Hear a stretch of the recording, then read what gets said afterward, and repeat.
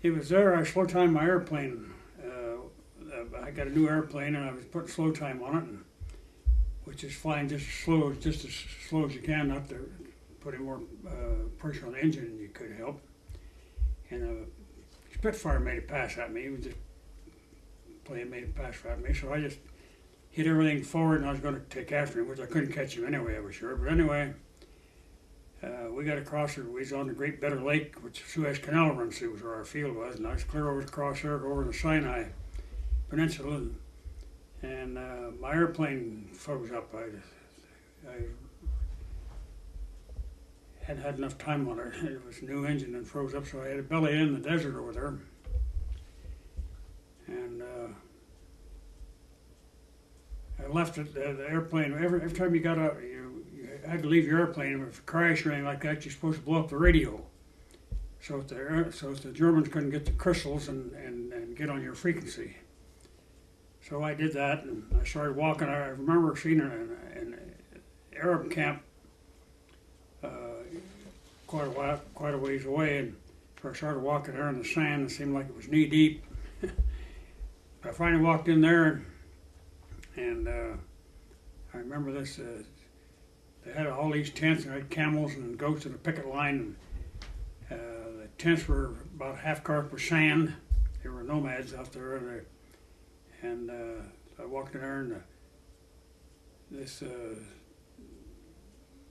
chief come out. I guess he was head of the tribe, and he says to me, he said, "German?" I said, "No." "English?" "No." "Americano?" "Yeah," and he just grinned.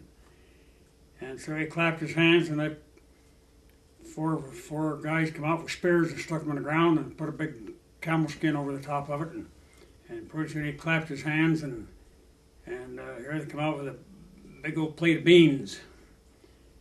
And I swear the beans had rocks in them as big as my little finger, and some tea with sugar, and had chunks of dirt in that sugar, and that's when I quit using sugar. I haven't used sugar in tea since that day.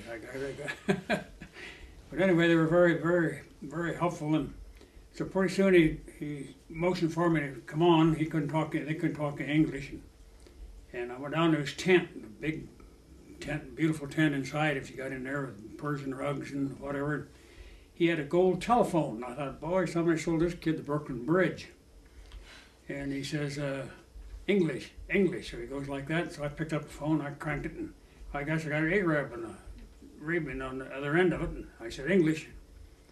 I got pretty soon I got an Englishman, and I told him who I wanted, and talked to Captain Armstrong and El Cabret, and I finally talked to them, and they told them where I was, and so they got a Jeep and put it on an LST and come across Great Bitter Lake, and then they sent 2 airplanes out I told them where I was to find the camp. You couldn't see, there's no roads, just sand dunes.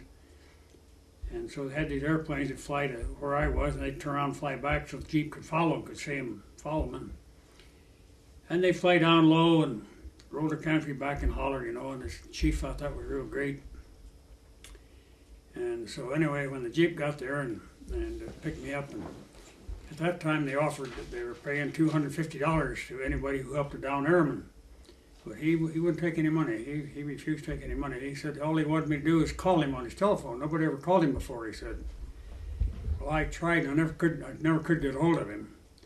But anyway, he said he'd like to have us, when anybody could, he'd like to have his airplanes fly low over him. And so anytime we could, we'd fly low over his camp. And that's the worst thing he could have said, because every time everybody would take off, fly away and fly down low, and the camels would break loose, and the goats would take off, and I don't know why he thought that was so great, but he wanted us to fly low over him.